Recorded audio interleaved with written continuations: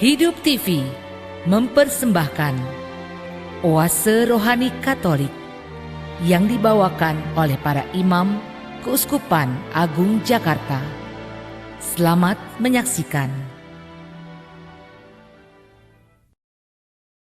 Salam damai sahabat Oase Rohani Katolik yang terkasih, apa kabar? Jumpa kembali bersama saya Maria Polina dalam acara kesayangan kita, Oase Rohani Katolik. Dan sekarang hati saya penuh sukacita karena di studio sudah hadir bersama saya Romo Diosesan Victorius Rudi Hartono yang biasa kita sapa dengan nama Romo Rudi. Halo Romo, apa kabar? Baik-baik Bu, Tuhan berkati. Amin. Ibu juga baik ya. Puji Tuhan, selalu sehat. Amin. Amin ya Romo. Baiklah sahabat Oase Rohani Katolik yang terkasih, sebelum kita mendengarkan apa yang akan disampaikan oleh Romo Rudi, baiklah kita mendengarkan dulu salam perkenalan dari Romo. Silakan Romo. Baik Bu Pauline, para pemirsa, kita semua pendengar Oase Rohani yang dicintai Tuhan. Saya Romo Rudi Hartono, berkarya sehari-hari sebagai Ketua Komisi Kateketi Keuskupan Agung Jakarta, juga menjadi Mabi Pramuka di Keuskupan Agung Jakarta, lalu juga menjadi Sosius, pendamping Frater-Frater Seminari Tinggi Keuskupan Agung Jakarta, bidang tahun rohani. Begitu kira-kira Bu Pauline. Ya, terima kasih Romo untuk salam perkenalannya. Dan sekarang marilah kita buka acara ini dengan doa pembuka yang dipimpin oleh Romo Rudi. Dalam nama Bapa dan Putra dan Roh Kudus. Amin. Amin. Allah Bapa di surga, pujian syukur terima kasih kami panjatkan kepadamu, Allah yang maha besar, Allah sumber kekuatan kami, manakala kami senantiasa menggantungkan hidup kami hanya kepadamu. Melalui Yesus Putramu dan firman-firman-Mu yang kami dengarkan pada hari ini, kami selalu mensyukuri bahwa Engkau mencintai kami, tak pernah meninggalkan kami, bahkan selalu membaharui kehidupan kami. Maka berkatilah kami ya Tuhan, agar hidup kami senantiasa boleh menjadi berkat bagi sesama yang kami jumpai. Demi Yesus Kristus Putramu, Juru Selamat dan Sahabat kami, kini dan sepanjang masa. Amin. Amin. Dalam nama Bapa, Putra, dan Roh Kudus. Amin. Jatuhkanlah keputusan adil bagiku ya Allah, dan belalah perkaraku terhadap orang jahat. Luputkanlah aku dari orang curang dan penipu. Engkaulah Allah pelindungku. Sahabat Oase Rohani Katolik yang terkasih, hari ini merupakan Minggu Paskah yang kelima. Dan bacaan liturgi pada hari ini diambil dari kitab Yesaya bab 43 ayat 16 sampai dengan 21 dan dilanjutkan dengan bacaan kedua yang diambil dari surat Rasul Paulus kepada jemaat di Filipi bab 3 ayat 8 sampai dengan 14 dan Injil Yohanes diambil dari dan bacaan Injil diambil dari Injil Yohanes bab 8 ayat 1 sampai dengan 11. Dan sekarang marilah sama-sama kita membuka Alkitab kita. Saya akan membacakan bacaan pertama yang diambil dari kitab Yesaya bab 20 yang diambil dari kitab Yesaya bab 43 ayat 16 sampai dengan 21. Tuhan telah membuat jalan melalui laut dan melalui air yang hebat. Ia telah menyuruh kereta dan kuda keluar untuk berperang dan membawa tentara, serta pasukan yang gagah, yang terbaring, dan tidak dapat bangkit lagi, yang sudah mati dan padam laksana sumbu. Beginilah firman Tuhan yang telah melakukan semua itu. Janganlah mengingat-ingat hal-hal yang dahulu, dan janganlah perhatikan hal-hal yang dari zaman purbakala. Lihat, aku hendak membuat sesuatu yang baru, yang sekarang sudah tumbuh. Belumkah kamu mengetahuinya? Aku hendak membuat jalan di padang gurun dan sungai-sungai di padang belantara. Binatang hutan akan memuliakan aku, demikian pula serigala dan burung unta. Sebab aku telah membuat air memancar di padang gurun dan sungai-sungai di padang belantara, untuk memberi minum umat pilihanku. Umat yang telah kubentuk bagiku akan memberitakan kemasyuranku. Demikianlah sabda Tuhan. Syukur kepada Allah. Mazmur tanggapan. Aku wartakan karya agungmu Tuhan, karya agungmu, karya keselamatan. Aku wartakan karya agungmu Tuhan, karya agungmu, karya keselamatan. Ketika Tuhan memulihkan keadaan Sion, kita seperti orang-orang yang bermimpi. Pada waktu itu, mulut kita penuh dengan tawaria dan lidah kita dengan sorak-sorai. Aku wartakan karya agungmu Tuhan, karya agungmu, karya keselamatan. Pada waktu itu berkatalah orang di antara bangsa-bangsa, Tuhan telah melakukan perkara besar kepada orang ini. Tuhan telah melakukan perkara besar kepada kita, maka kita bersukacita. Aku wartakan karya agungmu Tuhan, karya agungmu, karya keselamatan. Pulihkanlah kepada kami ya Tuhan, seperti memulihkan batang kering di tanah Negeb. Orang-orang yang menabur dengan mencucurkan air mata akan menuai dengan bersorak-sorai. Aku wartakan karya agungmu Tuhan, karya agungmu, karya keselamatan. Orang yang berjalan maju dengan menangis sambil menabur benih, pasti pulang dengan sorak-sorai sambil membawa berkas-berkasnya. Aku mewartakan karya agungmu Tuhan, karya agungmu, karya keselamatan. Sahabat Oase Rohani Katolik yang terkasih, sekarang saya akan membacakan bacaan kedua yang diambil dari surat Rasul Paulus kepada jemaat di Filipi, bab 3 ayat 8 sampai dengan 14. Saudara-saudara, segala sesuatu kuanggap rugi, karena pengenalan akan Kristus Yesus Tuhanku, lebih mulia daripada semuanya.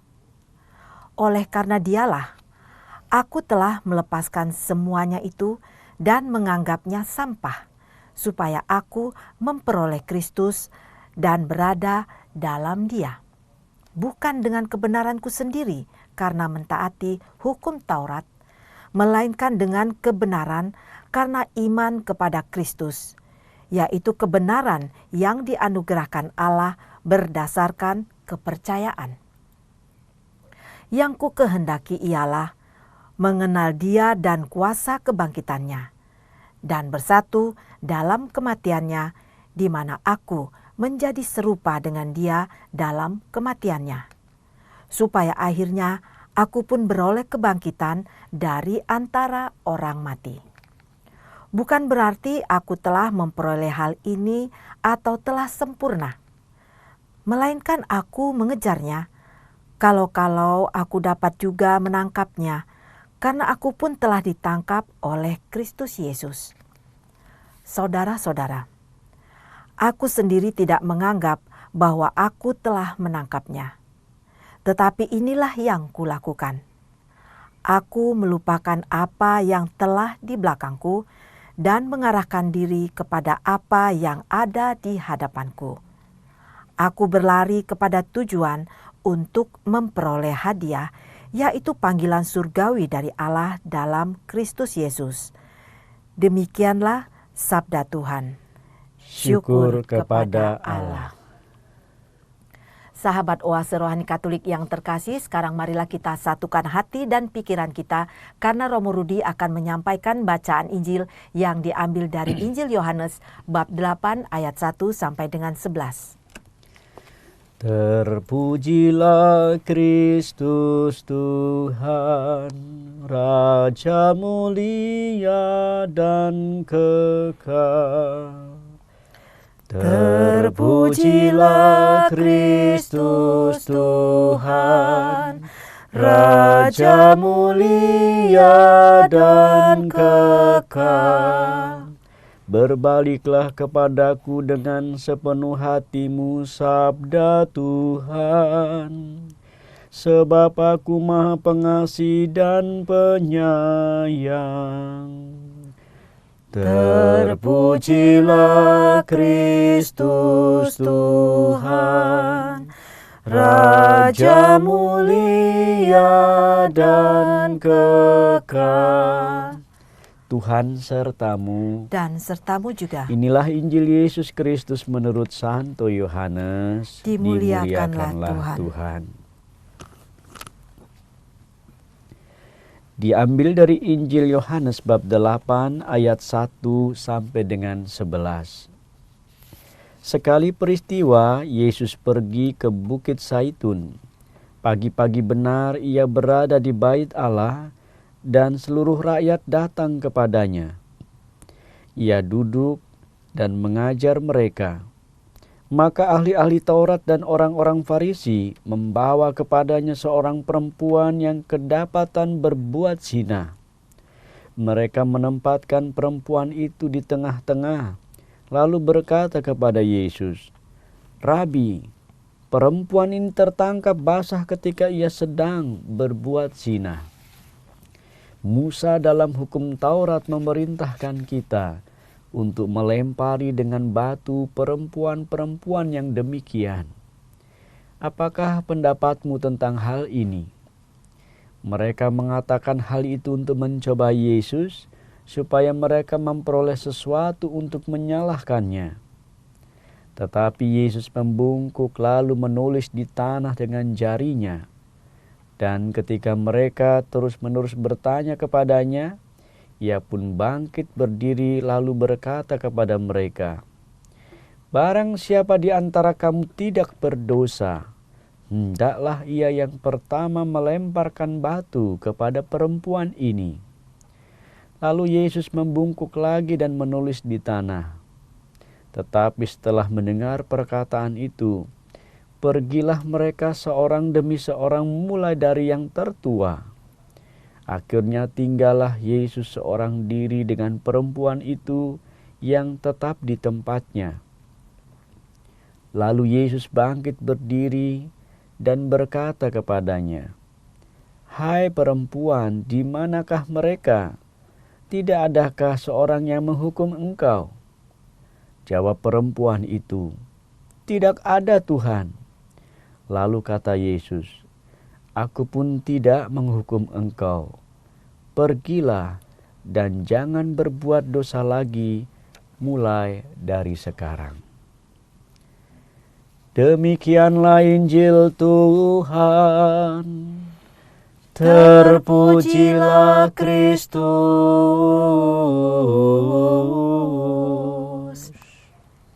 Sahabat Oase Rohani Katolik yang terkasih, setelah kita mendengarkan bacaan liturgi pada hari ini, sekarang kita masuk dalam segmen pertama, yaitu masuk dalam segmen perbincangan rohani, Romo. Nah, Romo, terkait dengan bacaan yang pertama dan kedua ya, Romo ya. Pokok pikiran apa yang akan Romo sampaikan pada hari ini?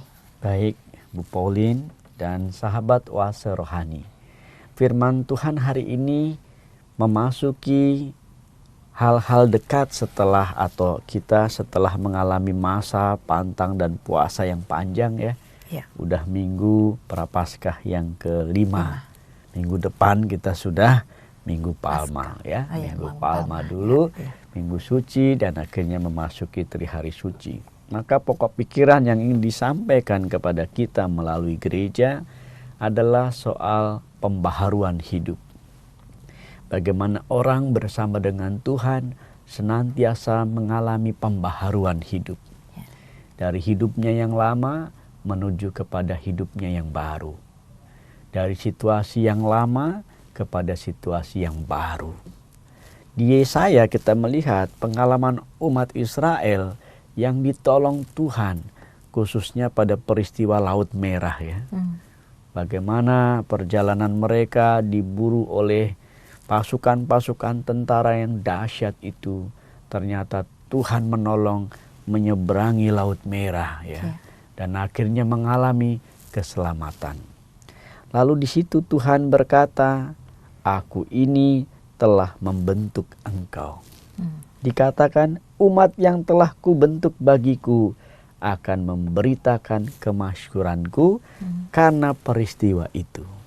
Peristiwa keselamatan, peristiwa dijauhkan dari malapetaka, peristiwa bahwa Tuhan campur tangan dalam hidup kita.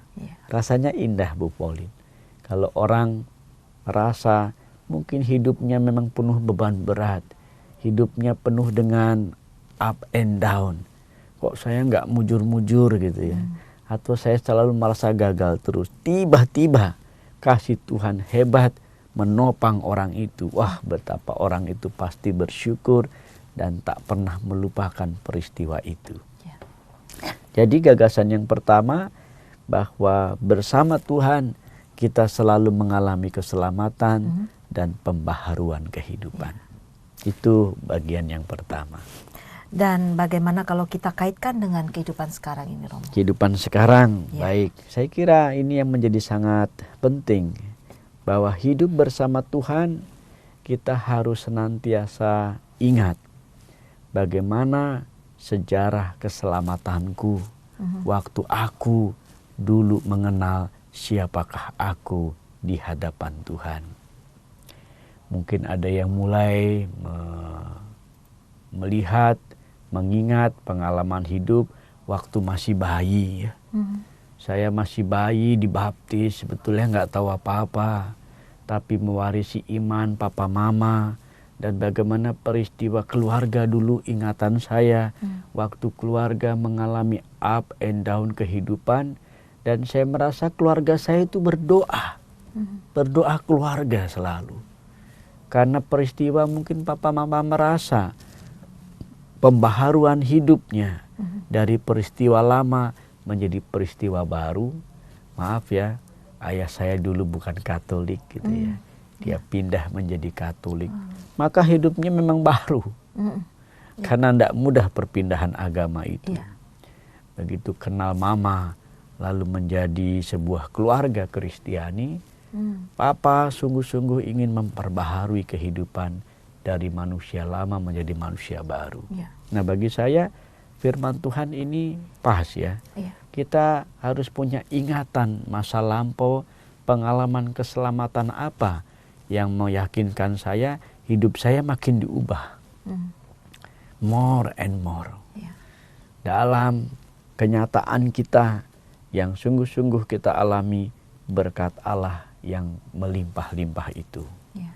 Nah, ini adalah ingatan sejarah keselamatan masa kecilku atau masa laluku. Poin mana aku bisa berjumpa dengan pengalaman akan Allah. Kalau masa sekarang kan kadang-kadang, Romo, kok kita udah hidup bertuhan, mengandalkan Tuhan setiap hari, tapi masih aja pengalaman padang gurun yang kita lalui, yang kita jumpai, yang kita dapatkan. Bu Pauline tahu kan padang gurun itu gersang, kalau malam kedinginan, panas sekali. Aduh, pokoknya pengalaman kekeringan ya. Nah, ini biasa juga dijumpai oleh banyak orang. Tapi kalau kita melihat ada oase di sana, ya, ada secercah pengharapan di sana. Ketika kita tetap mengandalkan Tuhan, saya kira disinilah kuncinya. Ya, pengharapan bersama Tuhan, masih ada pengharapan. Begitu Bu Pauline. Jadi bersama Tuhan kita mengawali sesuatu yang baru, yang lebih baik ya Romo. Betul, bersama Tuhan kita pasti disertai juga. Bahkan Tuhan tidak pernah meninggalkan orang-orang, apalagi dengan pengalaman keselamatan ya. Ada orang yang mengalami jatuh bangun pada hidupnya yang sungguh-sungguh di tengah kritis gitu ya. Situasi tak berdaya. Tapi ketika itu Tuhan datang pada saat yang tepat. Dan bagaimana orang itu berubah. Saya pernah melihat ada seorang yang betul-betul butuh bantuan Tuhan. Dia sakit cancer gitu. Dan dia berjanji, aku mau misah. Aku mau hidup smile, optimis. Dan aku tahu Tuhan pasti menolong. Ini ada 3 keyakinan yang hidup dalam dirinya. Dan dia lakukan itu. Misah pagi tiap hari. Dengan berseru-seru minta disembuhkan dari kansernya itu. Apa yang terjadi? Dalam 3 bulan Tuhan menjawab, kansernya total sembuh. Ya. Dan pengalaman itu dia bersyukur. Ya. Saya juga pernah berjumpa dengan seorang bapak. Wah, yang dulu agak sombong sekali, maaf dia orang punya ya. Segalanya punya. Sampai saya pun diceramahin waktu itu. Ceramahnya gini, "Pastor, apa yang paling penting dalam hidup ini?" Ya saya kan rohaniwan, saya jawab, "Tuhan, bagi saya hidup yang paling penting Tuhan." Ya. Langsung dia menyangga, "No pastor, bagi saya duit." Duit, gimana juntrungannya tuh Pak? Lalu dia menjelaskan, "Pastor, duitlah yang dibutuhkan manusia ini. Ya. Rumah sakit, kita punya penyakit, tiba-tiba kita membutuhkan berobat, biaya besar kan apa yang dibutuhkan?" Ya saya lalu jawab, duit. Ya benar ya, duit. Atau pastor ingin punya rumah mewah atau apa dan sebagainya, apa yang dibutuhkan? Ya duit Pak ya. Pastor mau jajan makanan, apa yang dibutuhkan? Duit ya. Saya jawab dengan polos aja ya. Tapi bapak itu mengatakan itu ya. Dan saya pikir saya mau dikasih. Ternyata itu sebuah dialog bagi saya indah. Oke, saya oke-oke aja dikhotbahin. Satu saya bilang Tuhan, dia bilang duit, ya terserahlah gitu ya. Tapi 2 minggu kemudian ada pengalaman yang menarik bahwa anaknya sakit keras. Bapak itu panggil saya. Dan pada saat itu, nah, saya bilang, akhirnya kau ketangkap juga ya. Akhirnya kita berdoa syafaat ya. Kita berdoa tak kunjung putus. Kita pokoknya membiarkan doanya lama juga, jangan cepet. Nanti diceramain ya. Begitu kita doa dengan kusuknya selesai, akhirnya saya pulang ya. Dia nggak ceramain mungkin karena situasi anaknya sakit. Minggu depannya dia telepon. "Romo boleh ke rumah?" Gitu. "Boleh datang." Waktu itu saya tinggal di seminari. Dan apa yang terjadi? Bapak itu datang dan bercerita, "Romo, ternyata benar Romo ya. Dulu saya menyangka hidup ini pertama dan utama duit. Sekarang Tuhan." Tumben saya bilang gitu kan. Saya udah hati-hati ini ngotbahin saya lagi nggak ya.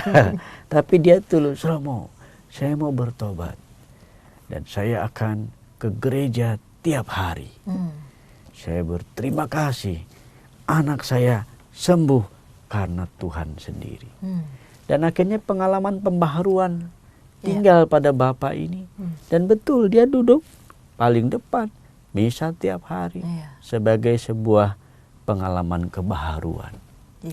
Nah ini saya kira ingatan akan keselamatan masing-masing orang pasti punya. Entah dari sakit ya, entah dari situasi terpuruk, entah dari situasi derita, entah situasi sial, kita bisa punya. Ya hidup ini kan memang berdinamika ya. Ada pengalaman up and down kehidupan, ada kalanya orang di atas, suatu kali bisa di bawah. Nah, pengalaman bersama Tuhan itu di bawah terus. Sehingga ingatan akan keselamatan itu tak pernah dilupakannya, bahkan menjadi ungkapan syukur bahwa Allah menyertai hidupnya. Saya kira itu, Bu. Kalau saya tangkap tadi Romo dari pengalaman Romo tadi, berarti ada suatu proses yang kita perlukan juga dalam mengarah pada suatu pembaharuan ya Romo ya? Betul, pembaharuan tidak mudah ya. Boleh kita masuk ke firman yang kedua? Boleh. Bacaan kedua ya. Bagaimana pengalaman Paulus ya. Sama kan? Dia awalnya meskipun namanya Saulus ya, dulu tahu dia bagaimana pembunuhan Stefanus terjadi, itu ada Saulus loh di situ. Ada. Tidak dibela. Ya kan? Karena waktu itu Stefanus kan martir pertama yang dibunuh ya kan. Dan bagaimana kenyataannya Saulus ada dan mengalami sebuah perubahan ketika ia mengejar-ngejar dan membunuh para pengikut Kristus. Apa yang terjadi? Di Damsyik itu dia mengalami iluminasi ya. Sebuah peristiwa cahaya, terang. Bagaimana ia mengalami vision. "Saulus, Saulus, kenapa engkau menyiksa aku?"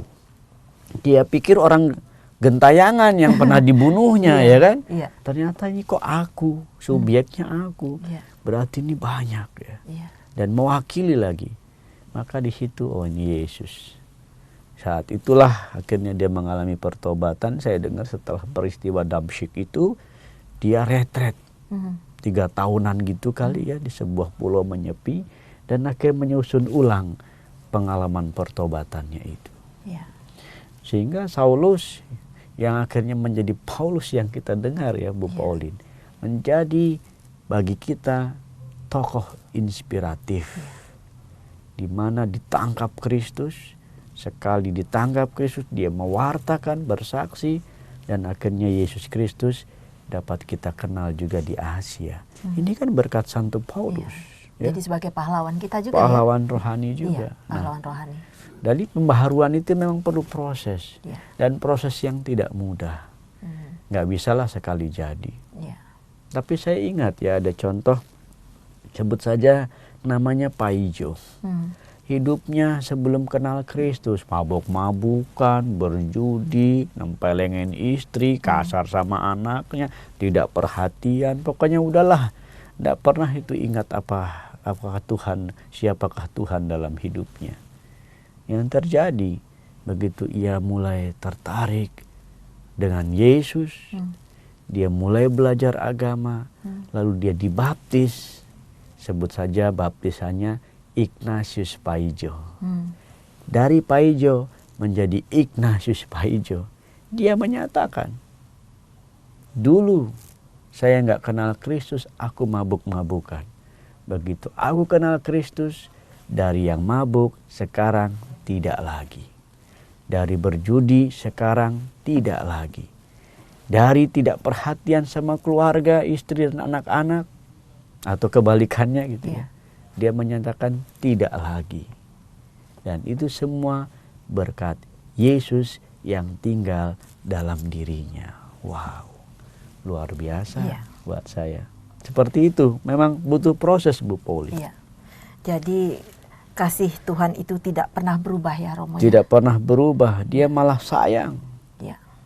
Sayang dengan kita. Asal kita ini pertanyaannya satu, mengandalkan enggak Allah di dalam kehidupan. Secara totalitas ya. Secara total, secara sepenuh hati. Iya. Bukan setengah-setengah, bukan suam-suam kuku. Hari ini firman Tuhan bagus ya. Iya. Kita pengalamannya masa prapaskah. Iya. Udah mau kita rayakan peristiwa penebusan itu. Iya. Pertanyaannya, sudahkah Yesus itu tinggal dalam pengalamanku sehingga aku merasa diselamatkan, aku merasa dibaharui, atau bahasa konkretnya, sudah ngaku dosa belum? Ya, pengalaman pertobatan kan harus proses yang panjang gitu ya. Gitu ya Romo, ya. Luar biasa Romo, tanpa terasa kita jeda sebentar nih Romo. Oh iya. Baiklah sahabat Oase Rohani Katolik yang terkasih, kita akan jeda sebentar. Sebelum kita melanjutkan pada perbincangan berikutnya, saya informasikan bila ada yang ingin bertanya seputar iman Katolik Anda, dapat menghubungi kami melalui SMS di nomor 0882 9019 0900 atau ke alamat email kami orkkaj@yahoo.com. Hidup TV mempersembahkan Oase Rohani Katolik yang dibawakan oleh para imam Keuskupan Agung Jakarta. Selamat menyaksikan. Masih bersama Romo Diosesan Victorius Rudi Hartono dan saya Maria Paulina dalam acara Oase Rohani Katolik. Terima kasih bagi para pemirsa ataupun bagi para pendengar yang baru saja bergabung bersama kami. Nah Romo, sekarang kita masuk dalam segmen kedua, yaitu pembahasan Injil ya Romo ya. Tapi bisakah Romo menjelaskan sedikit seperti apa tadi segmen pertama sehingga teman-teman yang ketinggalan bisa mengikutinya Romo? Dari bacaan pertama dan kedua kita melihat khususnya dari Yesaya dan surat Santo Paulus kepada jemaat di Filipi ya. Kita melihat bagaimana bersama Tuhan orang berjumpa dengan perubahan, pembaharuan, dan itu melewati proses-proses yang tidak mudah, asalkan orang ingat akan keselamatan yang pernah ia alami. Bangsa Israel mengalami dekat dengan Tuhan, begitu ada malapetaka, ditolong, dibantu, dia mengalami perubahan. Ternyata Tuhan melindungi jemaatnya dari mara bahaya, dan umat Israel juga mengalami kedekatan dengan Tuhan. Apalagi Paulus kita kenal ya, dari Saulus sampai Paulus. Nah, bersama Tuhan ternyata hidup selalu baharu. Itu saja. Nah, untuk bacaan Injil hari ini apa yang bisa kita renungkan bagi kehidupan kita? Nah, yang bacaan hari ini lebih dalam lagi pada pengalaman personal. Bahwa berjumpa dengan Tuhan itu tidak tanggung-tanggung perubahannya. Khususnya pada bacaan hari ini kita melihat kan kasus ada seorang wanita yang kedapatan berbuat zina ya. Ini tolong jangan disebut Maria Magdalena ya, karena di sini sebutannya cuma wanita, ya, wanita yang kedapatan berbuat zina. Dan bagaimana kasusnya memang dari hukum Musa dia harus dirajam, dan itu udah ketahuan, ketangkep basah oleh para pemuka-pemuka agama, ahli-ahli Taurat, ini semuanya orang penting yang hadir menangkap basah, dan sedikit banyak mencobai Tuhan. Dan apa jawaban Tuhan? Sederhana, Tuhan hanya menulis. Di tengah mereka lagi ribut, hiruk pikuk, menurut hukum Musa harus dirajam dan sebagainya, Tuhan tetap tenang menulis. Dan akhirnya berkata, siapa yang tidak berdosa, lempar duluan. Tahu nggak Bu Pauline, para pemuka yang ada tua loh ya, berarti ada yang saleh juga, ada yang sangat bijaksana, mundur secara teratur, nggak jadi melempar batu. Malu. Karena apa? Malu terhadap kenapa? diri sendiri, pasti merasa berdosa juga. Pasti merasa berdosa. Punya dosa maksudnya. Saat itu dosanya apa? Ketahuan nggak lewat kasus itu? Padahal Yesus cuma bilang, siapa yang tidak berdosa, lempar batu duluan. Ibu tahu nggak dosanya? Enggak. Kok mereka bisa tahu bahwa wanita itu berbuat zina? Kan pasti mengintip duluan. Jadi ini para pemuka agama ini punya dosa mengintip. Betul, Romo. Ya, punya dosa mengintip. Diintip, dan kalau mengintip, maaf, yang ini kan yang menangkap basah laki-laki. Nggak mungkin dia nggak punya pikiran kotor. Betul, Romo. Bahkan ketika tahu bahwa ini tertangkap basah, kan dilihat dulu, belum hebat, atau belum parah gitu. Dia mengintip itu kan pikiran-pikiran kelelakian, maaf ya, di bahasa lelaki. Negatif ya. Pasti ya tercampur dengan dosa juga, mulai dari yang tua. Sampai dengan kan mundur ya. Maka di sini mereka pun punya dosa. Betul. Yesus tahu, emangnya kamu perfect, ya kan? Hanya Tuhan yang perfect, ya kan?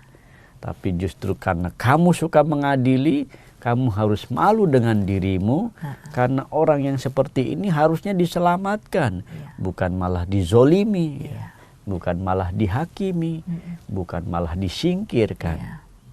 Dan ketika Yesus menulis itu kan semua mundur. Akhirnya pergi meninggalkan itu. Bayangkan dari suasana hiruk pikuk, bahkan bisa jadi ada kerusuhan di sana. Yesus menenangkan dengan kalimat reflektif itu. Siapa yang tidak berdosa, lempar duluan. Begitu sepi suasananya, Yesus bertanya, adakah yang menghakimi engkau? Tidak ada, Tuhan. Aku pun tidak. Pergilah dan jangan berbuat dosa lagi.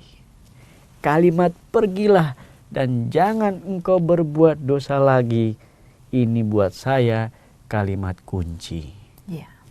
Pengalaman keselamatan harus mulai dari kerohiman Tuhan.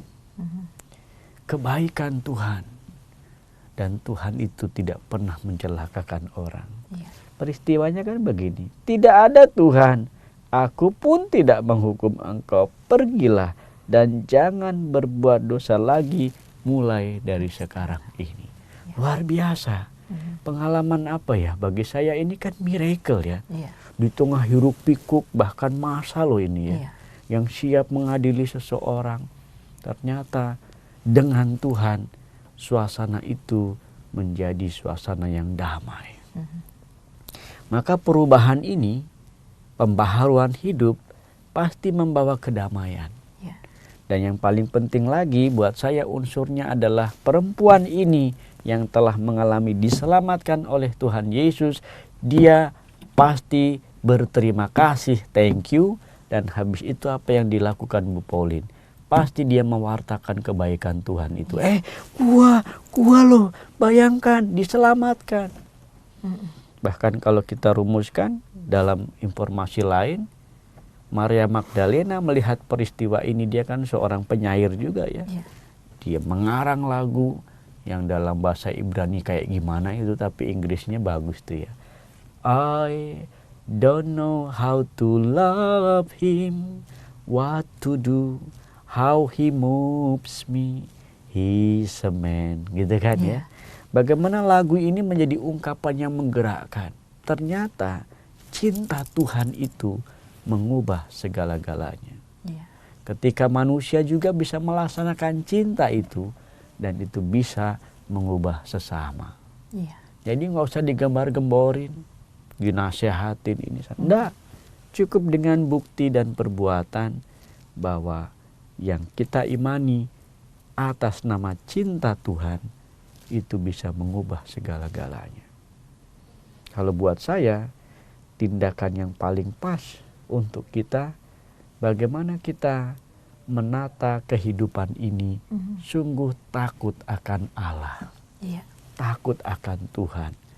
Takut akan Allah jangan dipahami seakan-akan Allah itu monster ya.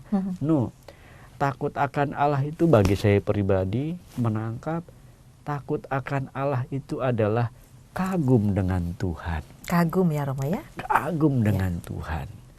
Begitu aku kagum dengan Tuhan, aku mau mendekatinya. Romo, aku berdosa, no problem. Buktinya lihat, wanita yang kedapatan berbuat zina ini atau berdosa ini didatangi Tuhan. Tetap Tuhan tidak menghukum, tapi dia memberi kesempatan untuk pengalaman perubahan itu. Saya dengar juga wanita ini habis ini menjadi saksi-saksi Kristus yang luar biasa. Proclaiming the kingdom of God. Menjadi pewarta yang luar biasa. Dan saya kira pengalaman ini adalah pengalaman cinta Tuhan yang luar biasa. Kadang-kadang saya merasa cinta itu memang mengubah ya Bu ya. Betul. Ya. Saya pernah punya, ini hanya cerita aja, ilustrasi. Sebut saja ada pasangan suami istri Kristen gitu ya. Setelah menjadi suami istri, suaminya cemas. Ternyata istrinya ini malas ke gereja. Nggak pernah mau berdoa. Nah karena suaminya ini aktivis dulu ya, dan sekarang dia tetap mau kagum sama istrinya ini, gimana mengubah istrinya. Udah diantar ke gereja mana-mana, tidak sembuh-sembuh juga, tidak berubah juga. Suatu kali dia datang, diantar suami istri ini ke sebuah gerejanya dia. Begitu mulai perarakan ibadah itu, istrinya kelihatan udah senang, senyum simpul. Begitu semua acara-acara ibadah berjalan, dia makin senang kelihatan berdoa. Kor-kornya menyanyi dengan bagus, lektornya membacakan dengan sangat jelas. Dan ternyata dilihat sama suaminya, wow, istrinya penuh sukacita. Aku tenang ya. Suami mana sih yang nggak senang melihat istrinya jadi baik gitu ya, apalagi perubahan baik. Tapi begitu pendetanya khotbah makin senang lagi gitu ya, sukacita. Batinnya ntar abis ibadah, aku tanya deh karena apa gitu ya. Begitu selesai ibadah ditanyain, yang kamu senang kelihatannya tadi di gereja ini. Apa yang bisa mengubah kamu? Apakah kornya bagus? Enggak, biasa aja. Apakah lektornya semua bagus? Enggak, biasa aja. Apakah pendetanya? Iya. Pendetanya ya, emang pendetanya kan khotbahnya bagus tuh. Berkobar-kobar, berapi-api. Begitu ya yang ya. Malah istrinya geleng-geleng. Enggak. Lah, kenapa? Lalu istrinya bilang, karena pendetanya itu mantan saya. Ya, karena mantan. CLBK deh. Maaf, ini hanya ilustrasi ya. Saya kira anekdot aja yang hanya mengungkap kadang-kadang cinta itu mengubah. Kemana-mana udah diajarin begini nggak mempan-mempan, ternyata karena cinta sang mantan dia bisa berubah. Betul, Romo. Semoga saya khotbah nggak ada mantan ya. Tapi saya hanya mau menggarisbawahi pengalaman cinta memang bisa mengubah. Apalagi di sini cinta Tuhan yang luar biasa, kerahimannya yang tiada batas. Ini kan mengalami pengalaman, maaf ya Bu ya, kalau dari hukum Musanya, Musa dalam hukum Taurat memerintahkan kita untuk melempari perempuan ini dengan batu. Ini kan berarti memang sudah ada peraturan keagamaan itu. Tapi Tuhan melampaui semuanya itu ya. Bukan peraturannya, tapi pengalaman orang ini sudah jatuh ketimpa tangga pula, harusnya kan dirangkul, bukan dizolimi atau dihakimi. Ya, kalau begitu betapa jahatnya manusia itu. Tuhan aja maha baik, manusia kenapa maha jahat? Iya kan? Iya, betul. Ini mengikuti hukum tapi loh Tuhannya aja oke kok, ya kan? Betul. Menerima pertobatan seseorang, manusia kok kayak polisi ya kan? Kayak hakim aja. Emang dia nggak berdosa apa? Nanti kalau ditanya siapa yang nggak berdosa, lempar batu duluan. Dosanya macem-macem tuh ya, termasuk mengintip. Iya, Romo. Begitu Bu Pauli. Iya. Nah, Romo, kalau kita kaitkan dengan diri kita sendiri nih, Romo ya, secara pribadi, menurut Romo ya, apa yang harus kita lakukan agar kita bisa melewati proses pembaruan itu dalam diri kita? Ya, pembaruan hidup memang tidak mudah untuk katakanlah dilakukan sekilat itu ya. Tentu mengalami proses yang tidak mudah yang tadi kita bahas, tetapi melalui tahap-tahap yang luar biasa. Kalau buat saya, pembaharuan hidup itu harus melewati dua hal. Pertama, tindakan asketis kita. Tindakan ya, Romo. Tindakan asketis kita. Apa itu, Romo? Asketis adalah tindakan menahan diri. Ya. Jadi begitu kita sudah mengenali Yesus yang mengubah hidup kita mulai berubah. Menahan diri dari hawa nafsu, menahan diri dari situasi-situasi buruk yang pernah ada, bahkan dari luka-luka batin hidupku, kita mulai hidup secara sabar, bijak. Itu kan proses menahan diri, tindakan asketis. Puasa pantang, ini udah hampir 35 hari, 40 hari ya, udah minggu kelima loh Bu ya. Sudahkah kita benar-benar melakukan perubahan itu gitu loh, untuk mengalami iluminasi ya, sebuah pencerahan terang bersama Tuhan. Saya kira wanita ini juga mengalami proses itu ya.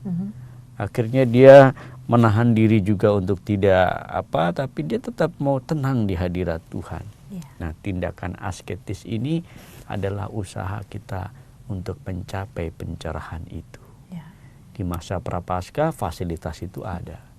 Menahan diri untuk tidak makan banyak, untuk tidak makan daging, untuk tidak merokok bagi yang merokok, untuk tidak foya-foya, menabung dan hemat, bahkan menyisihkan sebagian dari yang kita miliki untuk kita bagi-bagi pada orang yang membutuhkannya. Nah, ini kan tindakan asketis ya, tindakan mengendalikan diri dari nafsu-nafsu duniawi.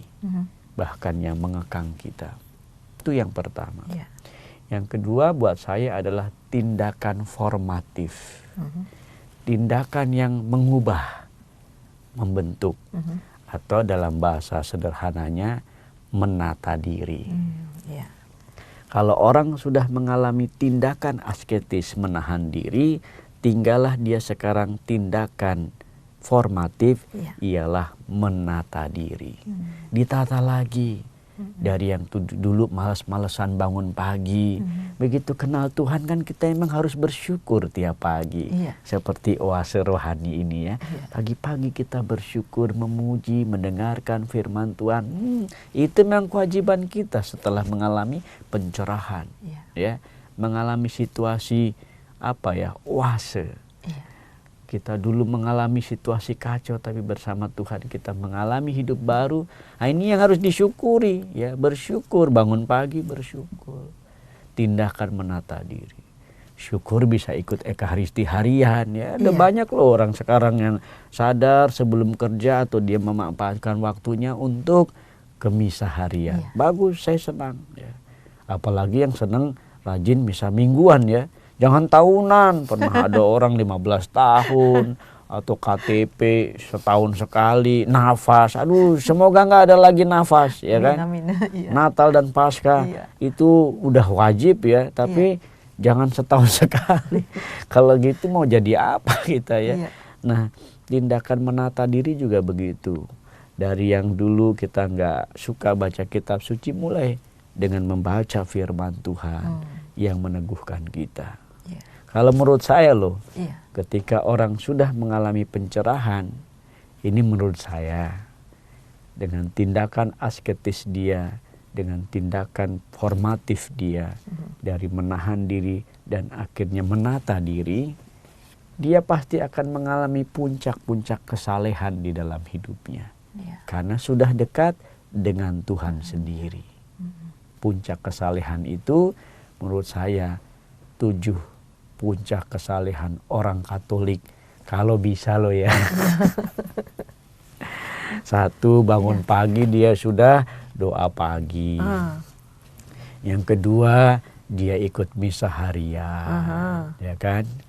Yang ketiga, dia doa malaikat Tuhan, yang 12 tuh ya. Habis itu dia visit ke sakramen Maha Kudus, ya kan? Habis itu dia rosario, ya kan? Habis rosario dia tak pernah melupakan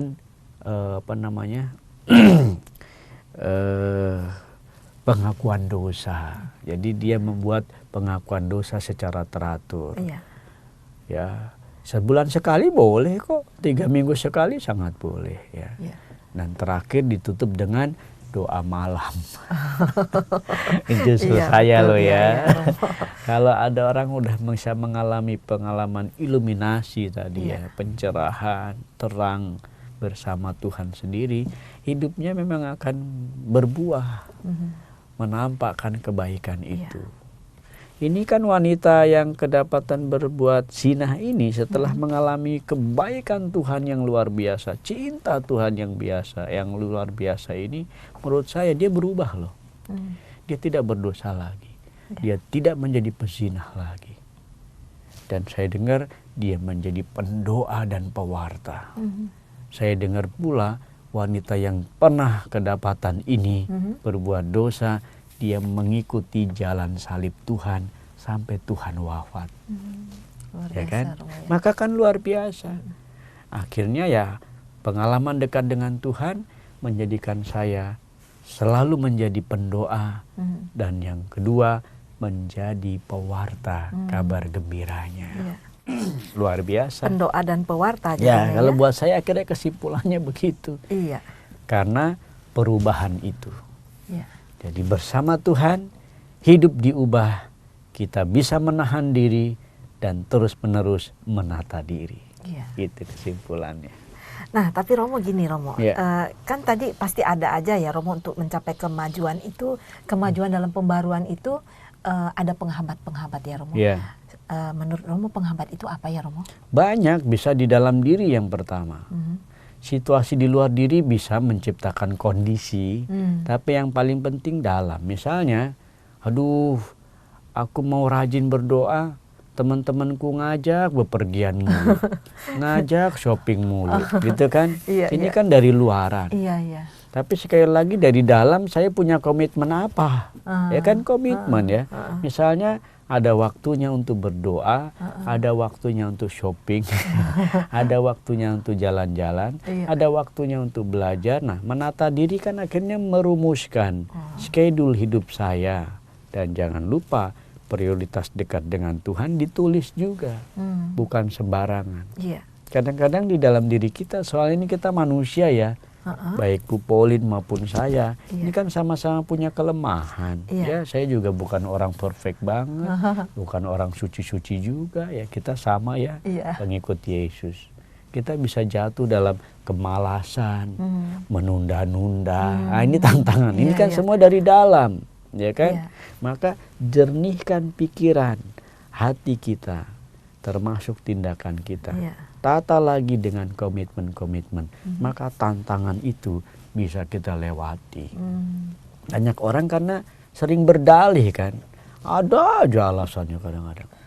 Kamu katanya mau ke gereja lagi, aduh ternyata saya sibuk, aduh ternyata saya, aduh begitu. Tahu-tahu aduh mati lu.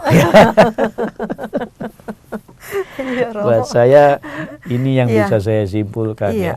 Jadi dari dalam diri kita sendiri, jadi kita harus benar-benar ini ya Romo ya, intens juga ya, berhubungan dengan, membuat hubungan yang intens dengan Tuhan. Kan kita mengagumi Tuhan, bukan takut sama Tuhan yang positif yang ya. Tadi, bahasa kita sucinya kita harus takut akan Allah.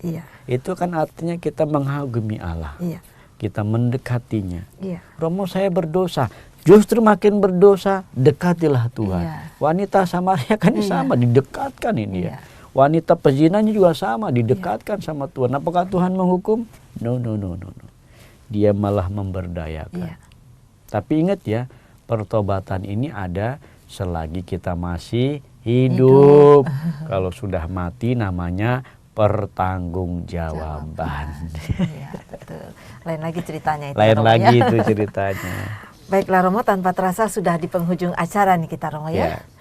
Baiklah sahabat Oase Rohani Katolik yang terkasih, demikianlah acara pada hari ini. Tanpa terasa kita sudah di penghujung acara, dan sebagai penutup acara ini marilah kita mendoakan doa penutup yang dipimpin oleh Romo Rudi, kemudian dilanjutkan dengan memohon berkat kasih karunia Tuhan melalui Romo Rudi.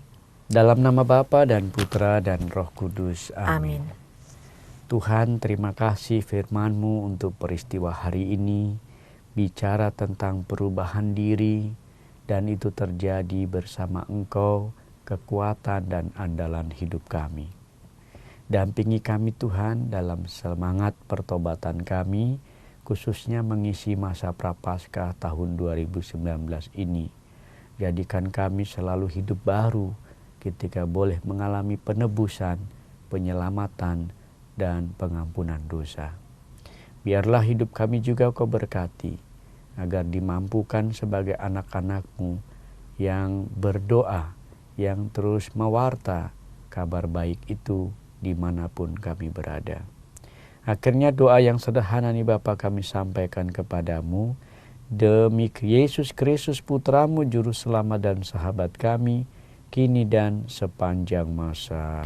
Amin. Tuhan sertamu dan sertamu juga. Semoga kita semua diberkati oleh berkat Allah yang Maha Kuasa, Bapa dan Putra dan Roh Kudus. Amin.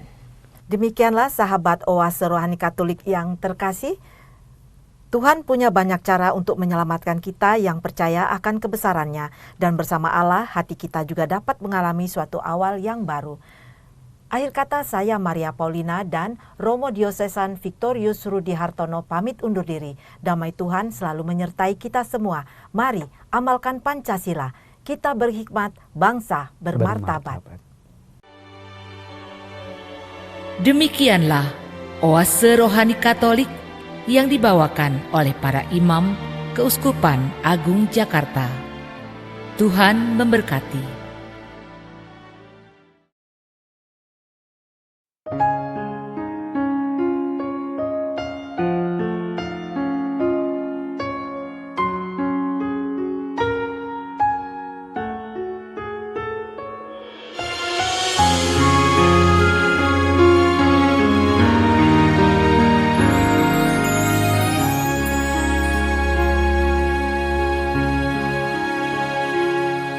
Ku petik mawar yang terindah, ku rangkai dalam sebuah doa. Ku cinta dan hormat kepadamu, bundaku, kekasihku. Pesanmu bagiku wasiat yang datang dari Tuhan kekal.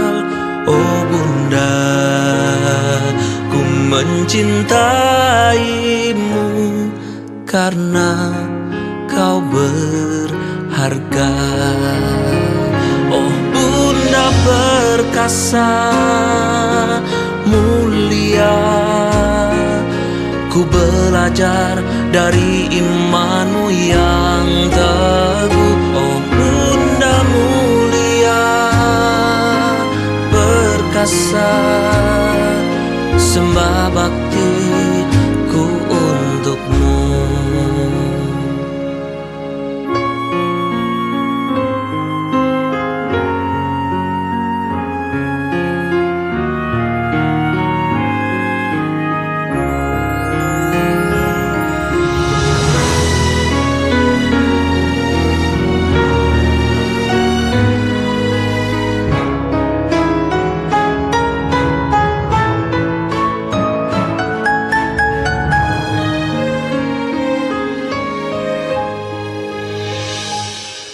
Pesanmu bagiku wasiat yang datang dari Tuhan kekal.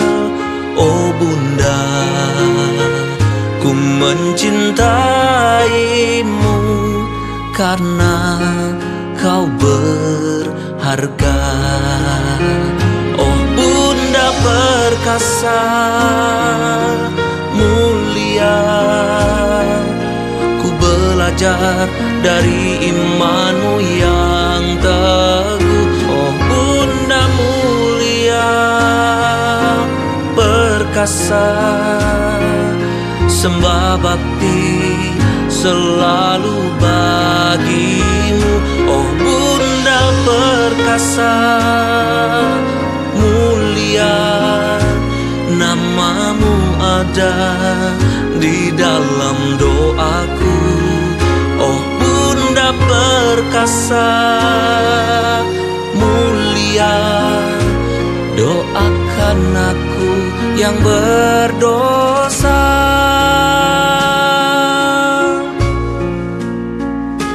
Doakan aku yang berdosa.